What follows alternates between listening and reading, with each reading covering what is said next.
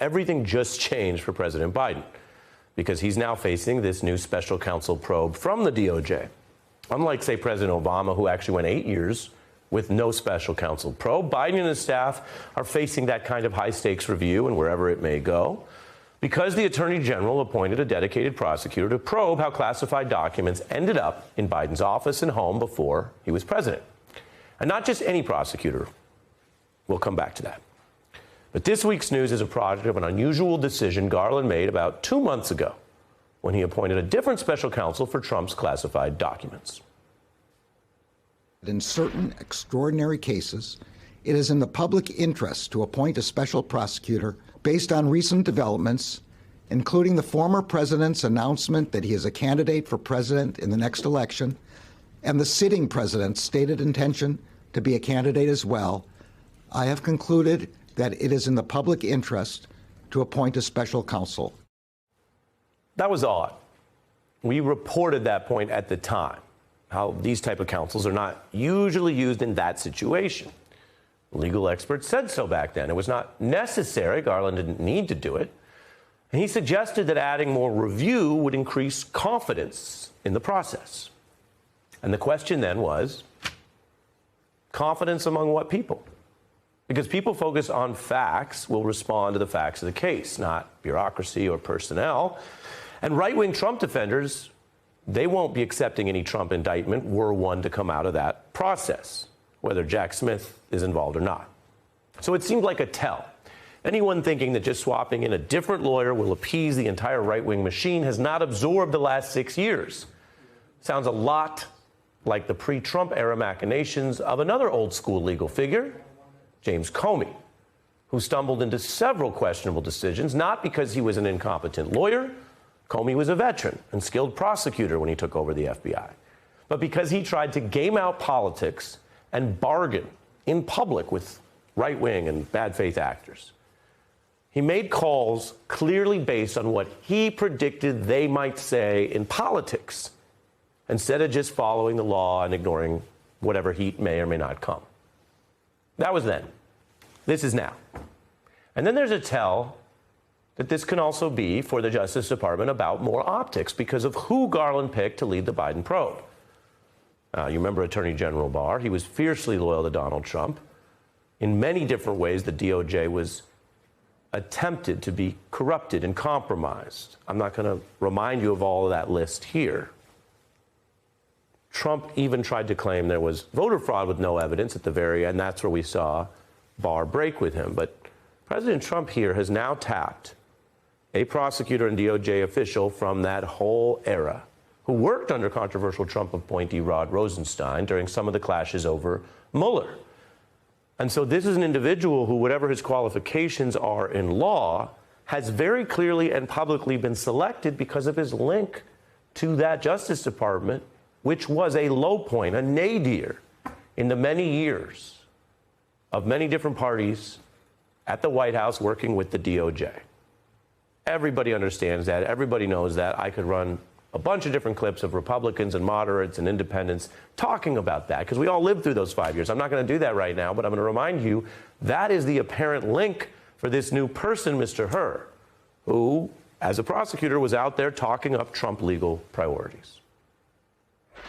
The president is traveling to Long Island tomorrow to talk about our fight to eradicate the violent threat of MS-13. I learned firsthand from the victims, their grieving and heartbroken families, and other members of terrorized communities just what a scourge this group of thugs really is. We at the Justice Department are moving forward aggressively against MS-13.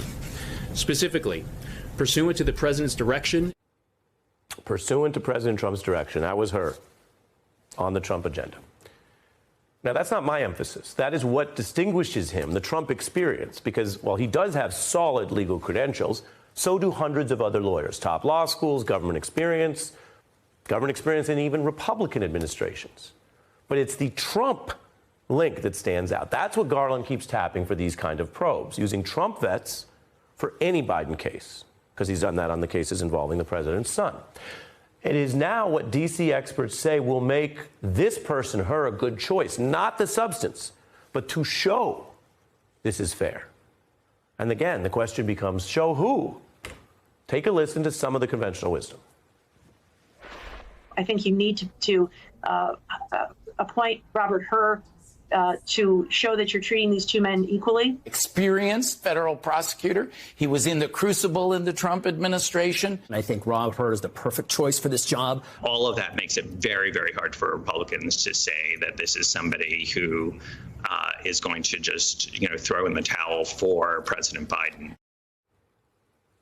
Does it make it very, very hard? How hard?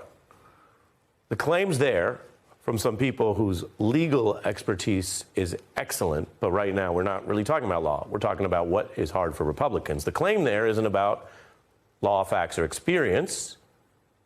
It's really about politics and the futile James Comey-style attempt to stage manage inherently political reaction to law or facts. So, is this appointment calming people on the right? I mean, it's not like within the first 24 hours they're already calling foul or having some fake outrage meltdown. Just kidding. They are already attacking Garland's Trump appointee as a bad swamp monster. Literally. He appoints the right-hand man to FBI Director Christopher Wray. That's hardly the same kind of special counsel that Donald Trump is facing. Hur's made some political donations we want to make you aware of, most to moderate Republicans. My question is, how swampy? This guy is a swamp monster of the tier 1 level. He's a government gangster. There it is. That's just within this last day. But this was entirely predictable, and the drumbeat can continue with Republicans like Jim Jordan creating whole committees to attack the entire DOJ and whoever has or does work there, because the politics of today's Republican Party do not credit anyone for their past actions or even long-standing service to Donald Trump, work for Donald Trump, or loyalty to Donald Trump. They do not. I'm not telling you whether that's good or bad. I'm just reporting that fact.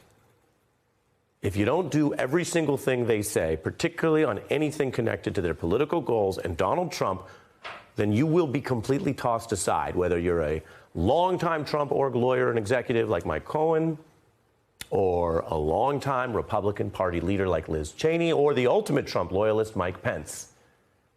I mean, Mike Pence had a lot more Trump history and credibility than Mr. Hur, who none of these right-wingers have heard of until today. Mike Pence did every single thing Donald Trump asked politically and otherwise until the very end after the loss, when we all remember he refused to do a crime on January 6th. And what happened? That was when Trump supporters didn't just turn on him, didn't just say he was disloyal. They literally physically tried to assassinate him while clamoring around, calling him a, quote, traitor. If the word traitor applied to anyone, it would be them, the insurrectionists, but projection is a big part of authoritarian politics. It's all linked here tonight, and it's the reason that it's our top story in our special report. Those are the people in the political dynamics that Mr. Comey and Attorney General Garland clearly do not fully understand. And they don't need to. They're not supposed to even, because it's not really supposed to be their focus or a big part of their job. I always try to keep it clear with you, so let me say it like this. The point tonight is not that Mr. Garland or anyone around him should shift to studying and becoming experts on how the modern GOP works. The point is they should just do their work and put in place qualified people to do the work and stop, once and for all, trying to appease people through these optics exercises. Just pick good people and do the work. But this has become a pattern for this Attorney General. In selecting Mr. Hur, the Times reports, Garland is continuing a pattern of asking current and former Trump-appointed U.S. attorneys to handle politically sensitive investigations to allay any concerns about political bias. Again, whose concerns? Not people who know how this works, not legal experts, not DOJ veterans, not judges who are not supposed to check your party ID when they oversee cases, not people in what we call our fact-based community here in America. You're watching the news, so I bet you might be one of us. Not those people. But the politicized Hunter Biden laptop conspiracy crowd, they don't care about this. And the other obvious fault is that Garland is putting in someone from a very compromised time at the DOJ. And I want to be clear. It doesn't mean that everyone who ever worked there in those 4 years is automatically suspect, but it does mean that of all the people you could pick, you're going for a Trump-appointed prosecutor. Garland is rewarding the people who did that service at that time. They get the appointment, and then the right wing still complains about them, as I just showed you. So we're looking at optics and perception, not law. And while Hur has a perfectly solid background, and nothing I've said tonight goes to personally impugn him as a lawyer, though we will fairly follow what he does, there is very little evidence that he would be on your top 10, 20, or 30 list had he not worked for Trump. You could just go make a list of really qualified people who've handled national security cases or people who've worked in government. You could even look at people who've only worked in what we would call non-Trump DOJs, which might include Republicans. But if the same crowd who said Donald Trump corrupted and attacked and tried to break the independence of the DOJ is now trying to restore norms and independence by giving a thumb on the scale or more, a special tokenism job campaign just for Trump vets, then that doesn't restore anything. It, as I told you at the top of this special report, stretches out the Trump problems we have in justice in America. There are many, many lawyers and government investigators not tainted by that. Now, Garland may genuinely want a return to that older reality-based time in Washington. He may want it to be that way. He may be a nice man who wants it that way, but as they said in The Wire, you want it to be one way? Mr. Attorney General, look at the last 6 years, and you can see it's the other way.